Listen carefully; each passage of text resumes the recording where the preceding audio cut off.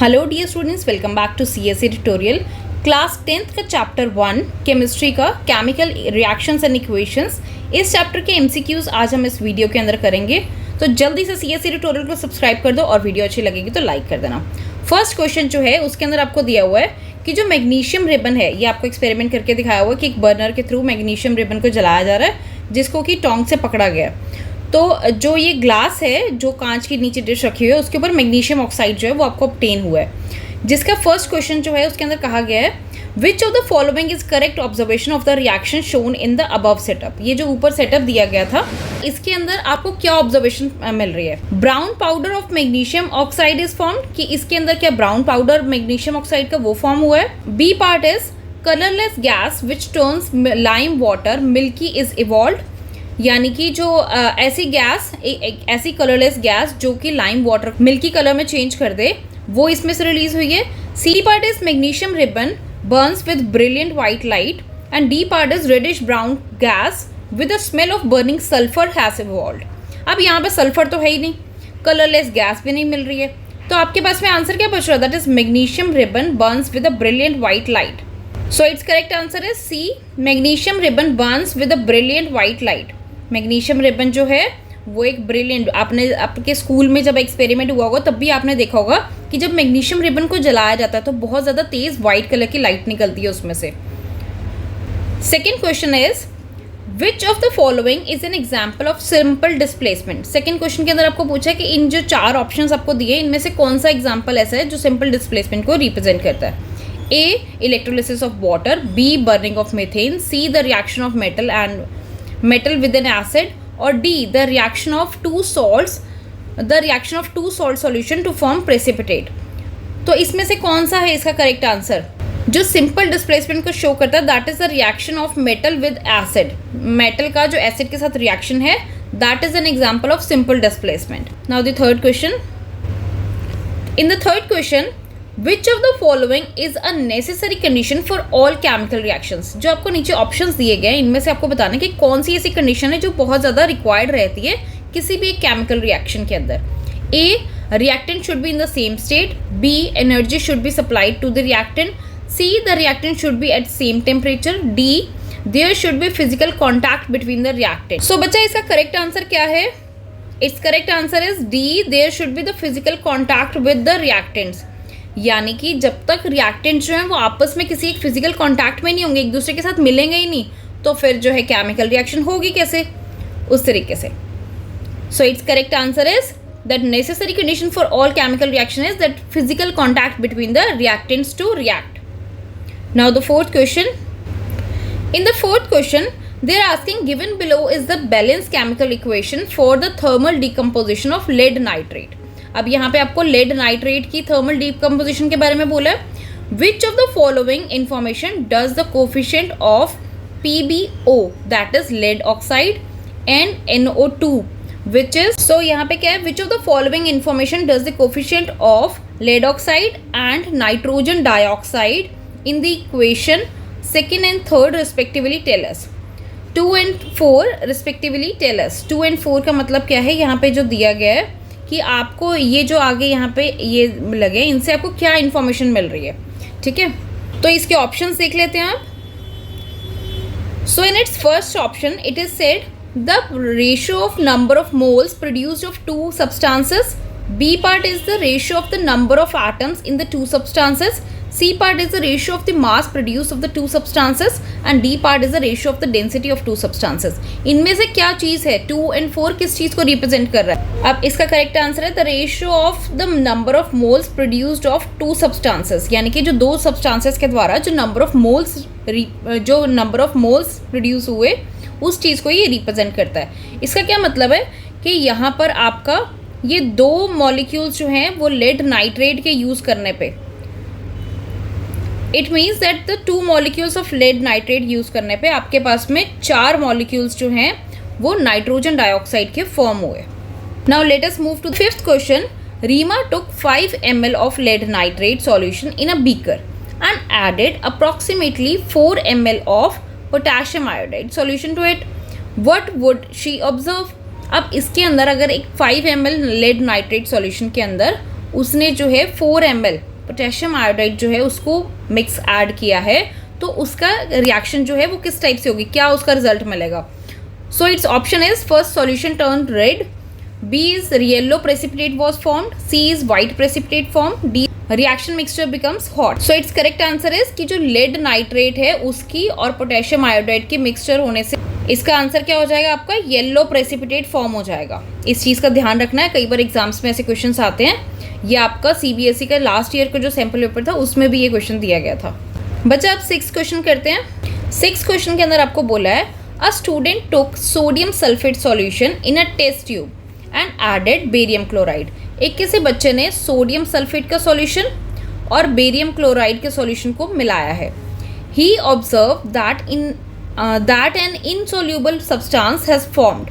The color and the molecular formula of the insoluble substances. अब यहाँ पे जो सोडियम सल्फेट है उसको और बेरियम क्लोराइड इन दोनों को मिक्स करने पे एक इनसोल्यूबल सब्सटेंस जो है वो फॉर्म हुआ है. उसका आपको कलर और उसका मॉलिक्यूलर फॉर्मूला जो है वो बताना है आपको. अब इसके अंदर बच्चा हमें पता है कि यहाँ पे डबल डिस्प्लेसमेंट रिएक्शन हो रही है, तो इसके अंदर आपके पास में वाइट कलर जो है वो जो भी प्रोडक्ट आपको मिलेगा उसका वाइट कलर होगा, और जो प्रोड्यूस हो रहा है दैट इज जो इनसॉल्युबल सब्सटेंस है that is barium sulphate. Now the 7th question, यहाँ पर आपको ग्लूकोज की रिएक्शन जो है वो ऑक्सीजन के साथ में है, तो क्या प्रोड्यूस हो रहा है, कार्बन डाइऑक्साइड एंड वाटर.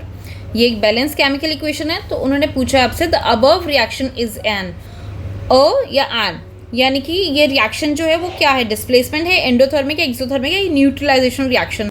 अब बच्चा 7th क्वेश्चन के अंदर आपको पूछा है कि जो ग्लूकोज के साथ में ऑक्सीजन जब एडअप हो रही है तो आपके पास में जो कंपाउंड मिल रहा है that is carbon dioxide and water. अब इस रिएक्शन का बताना है आपको कि ये डिस्प्लेसमेंट है, एंडोथर्मिक है, एक्सोथर्मिक है, ये न्यूट्रलाइजेशन रिएक्शन है, क्योंकि इसमें हीट प्रोड्यूस होती है. So that's why it is an exothermic reaction. ठीक है. अब ये क्या है कि जो आपकी बॉडी के अंदर जब भी हम खाना खा रहे हैं, जो ग्लूकोज प्रोड्यूस हो रहा है उसके साथ में जब ऑक्सीजन मिल रही है उससे जो एनर्जी रिलीज हो रही है, ठीक है ना. कार्बन डाइऑक्साइड तो इसका बाय प्रोडक्ट है कि कार्बन डाइऑक्साइड हमारी बॉडी रिलीज करती है, ठीक है, और वाटर जो है वो भी सेपरेट होता है. तो this reaction is exothermic reaction. Now the 8th question is it is important to balance the chemical equation to satisfy the law of conservation of mass. Which of the following statements of the law is incorrect? अब यहाँ पे जो आपको law की 4 statements दी गई हैं, उन्होंने क्या बोला है कि जो बैलेंस केमिकल इक्वेशन है वो किसके अकॉर्डिंगली हम करते हैं कि law of conservation of mass के अकॉर्डिंगली, यानी कि जितने नंबर ऑफ रिएक्टेंट है that is equals to the number of product, कि उतना ही उसके मॉलिक्यूल्स जो हैं वो प्रोडक्ट के अंदर भी रहेगा, उन दोनों का मास सेम रहता है. हम बोलते हैं ना it is neither be created nor be destroyed, तो वो क्या है कि सेम रहेगा, रिएक्टेंट में जितना है उतना ही प्रोडक्ट के अंदर भी रहेगा. उसी के अकॉर्डिंगली ही हम केमिकल रिएक्शन की बैलेंसिंग करते हैं. अब इसके अंदर आपको पूछा गया कि इस लॉ के अकॉर्डिंगली, कि ये जो लॉ स्टेट करता है उसके अकॉर्डिंगली कौन सी स्टेटमेंट जो है वो इनकरेक्ट आपको नीचे दी गई स्टेटमेंट्स में से इनकरेक्ट है. अब इसके अंदर सबसे पहला ए पार्ट के अंदर आपको बोला है कि the total mass of the element present in the reactant is equal to the total mass of the elements present in the product. B part is the number of atom of each element remains the same before and after a chemical reaction. C part is the chemical composition of reactant is the same before and after the reaction. D part is mass can neither be created nor be destroyed in a chemical reaction. अब इन चारों में से आपको ये बताना है कि गलत कौन.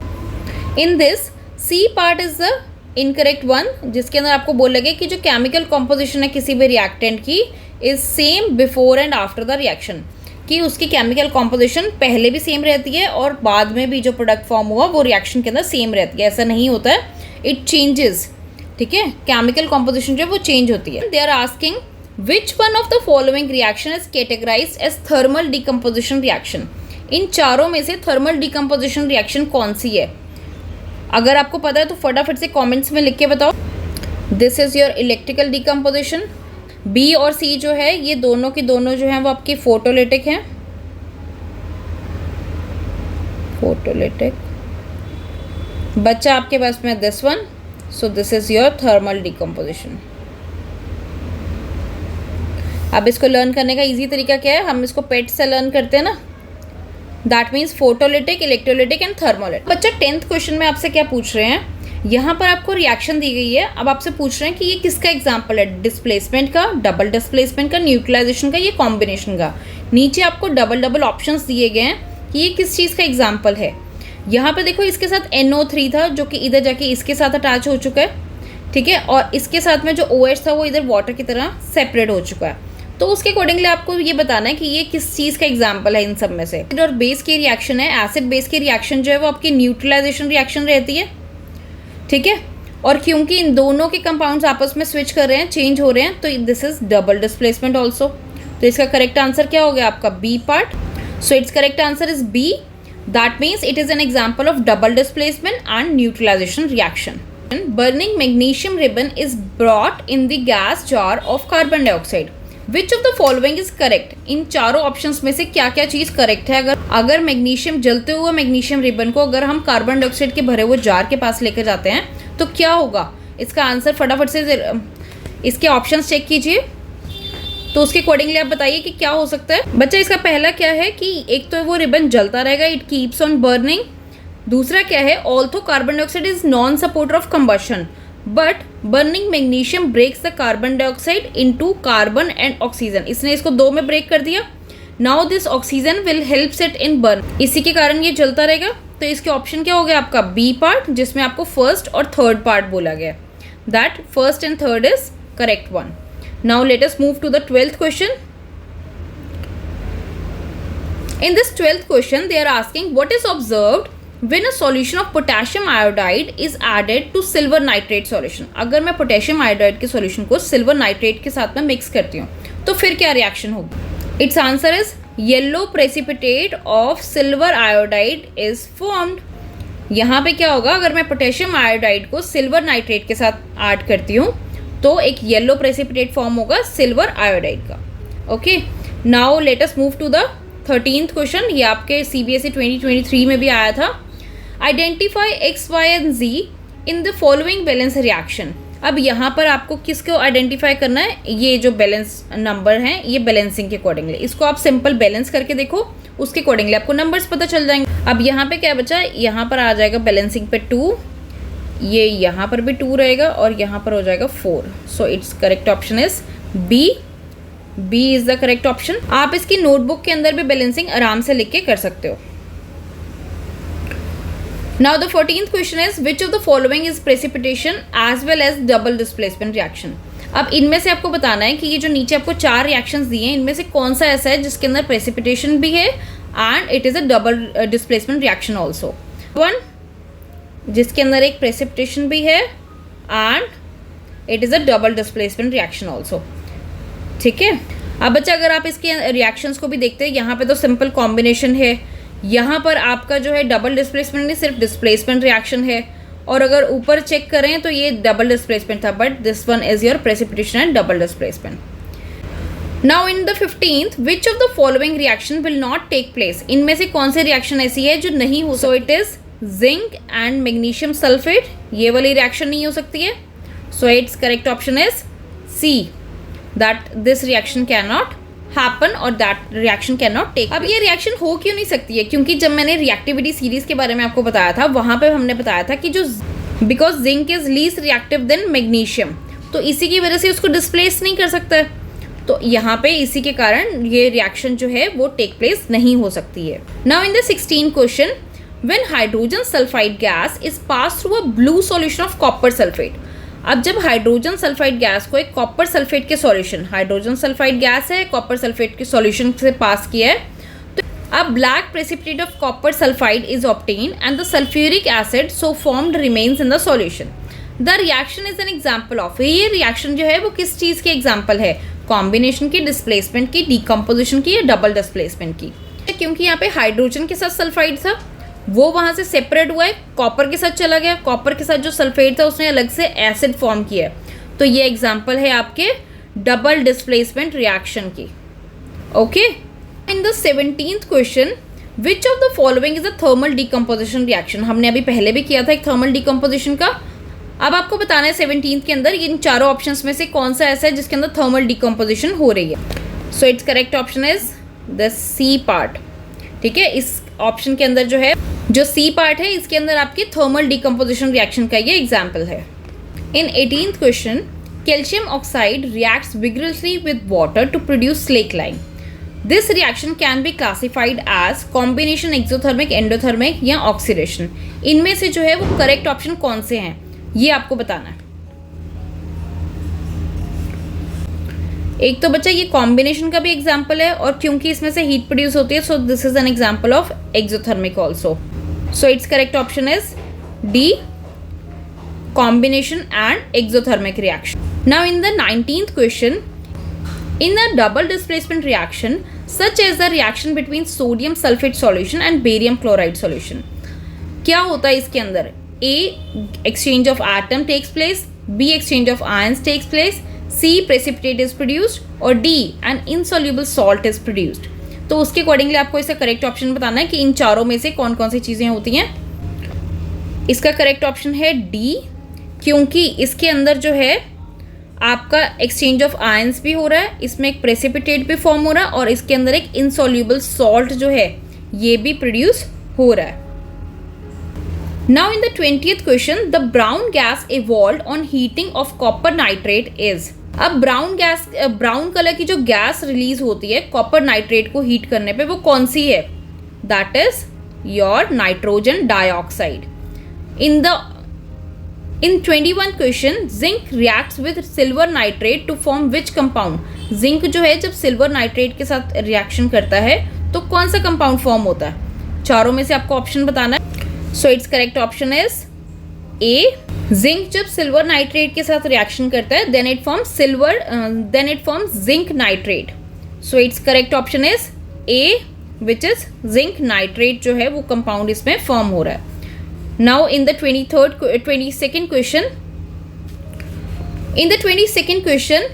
इसके अंदर आपको पूछा है कि इस रिएक्शन के अंदर ये जो आयोडीन है, इस आयोडीन का कलर क्या होगा? वो कलर आपको बताना है कि whether it is green, purple, brown या पिंक, कौन सा कलर जो है वो फॉर्म हो।